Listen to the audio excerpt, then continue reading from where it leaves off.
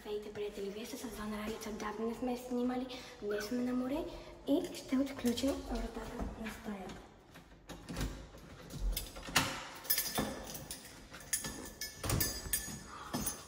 Вау! Стаята е огромна, приятели. Сега ще ви направим бърз рум тур. Само ще си извадим ключа от вратата за сигурност. Тук е голяма спалня. Ето, така изглежда голяма спалня. Имаме тераса с гледка към площадката. Приятели, вижте колко е красиво! Нека продължаваме. Тук ще седнеш и на една кафенче ще излез супер!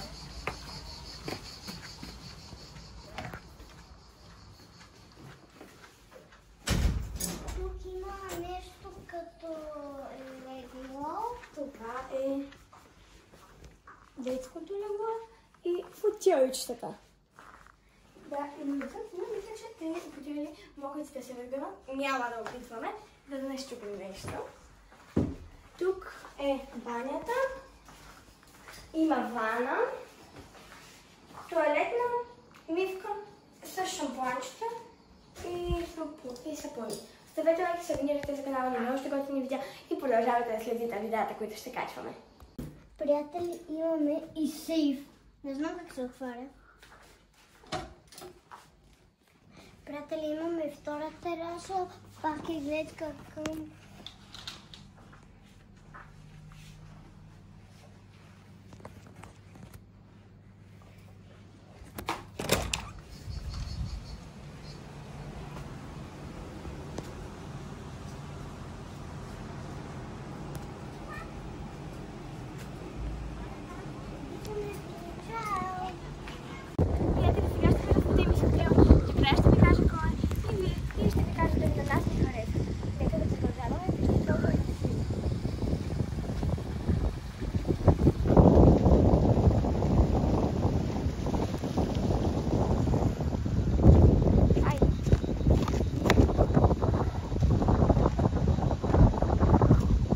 Сега отиваме към бара за снакс и ще видим дали е достатъчно добър за нашите вкусове с брата. Нека да видим.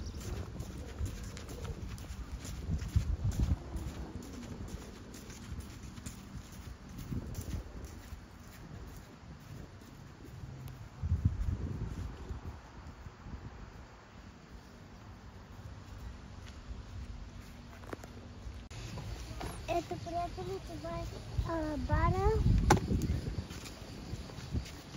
После ще ви заведем в детския кът и накрая на басейна, където ще поиграем най-дълго време. Сега ще видим какво ще си поръчаме. Ще видим сладоледи, скрижина и още много. Чакаме за пица. Има сладоледи, фурнети, скрижина, напитки и всичко, от което човек се нуждае. За всеки, който обича шок, има разнообразие. Приятели, това са сладоледите, които ще вземем. Моя с ягода фамилия, на брат ми е същия и ето този е на майка ми, който също е фамилия. Всички сте не взели фамилия. Това са, вече сме на басейна и е супер готино.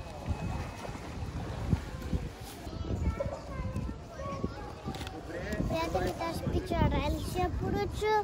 Аз ще отида каки.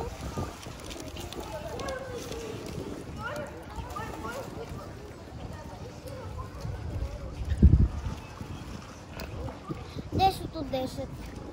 Приятели, това е единствената пица, която не е маргарита и на брат ми му харесва.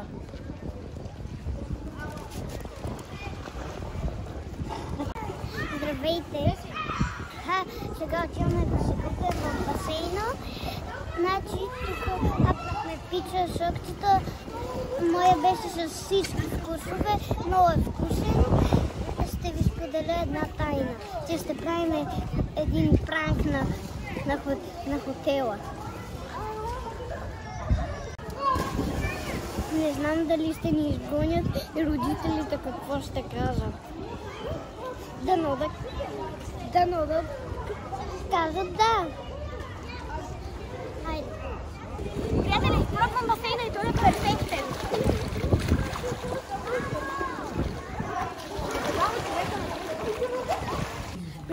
Отиваме да тестваме вечерята. Снякса беше топ и сега ще видим дали вечерята също е по нашите вкусове. Нека да презваме.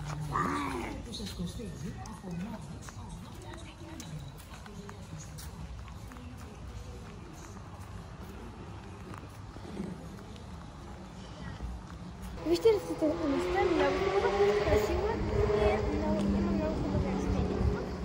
Сега идваме на вечеря. Нямаме търпение да видим ресторанта отново. Хайде да тръгнем. Мам, аз съм гладен като въкс, дано да има пръсни картофи. Влизаме в ресторанта.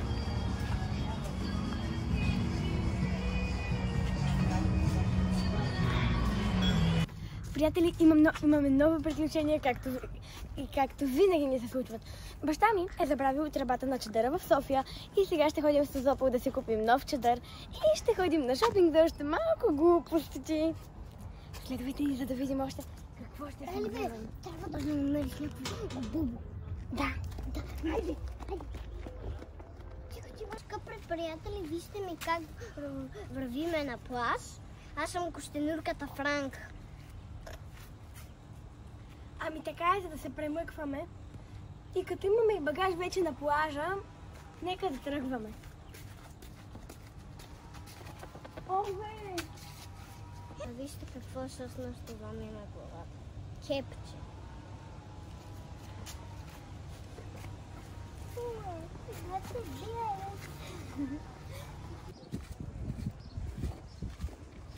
Защо сега вятъра реши?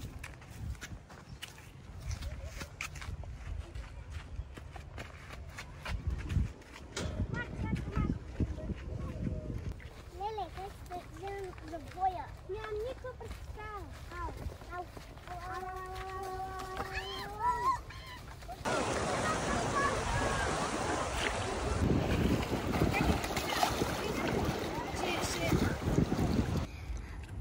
Ответе пак сме приготвили и ни стори неща край морето. Хайде! Приятели, вижте през какви пътеки минаваме, само това е за вас. Хайде! Какво бе? Къде ми летки през пътеките? Ау, нещо ме дърпа. Ау!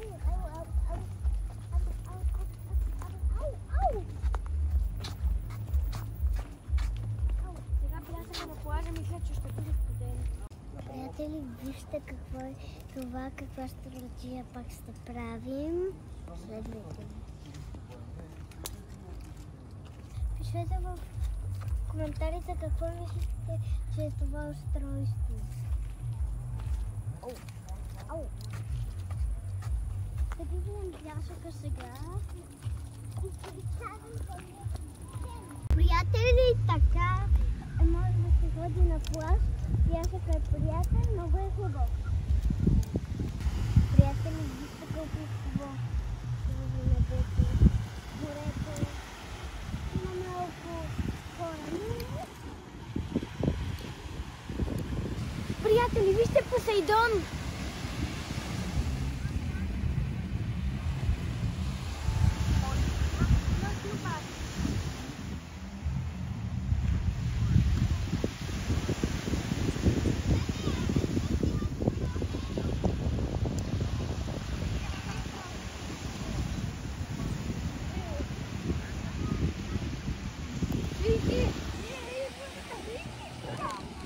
Гледайте, започваме.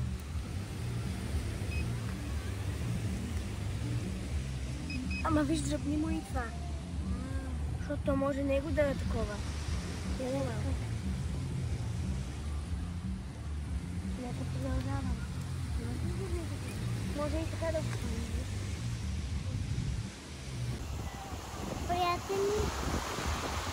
Приятели, тъкмо се бях отчаял, но намерихме една стотинка 50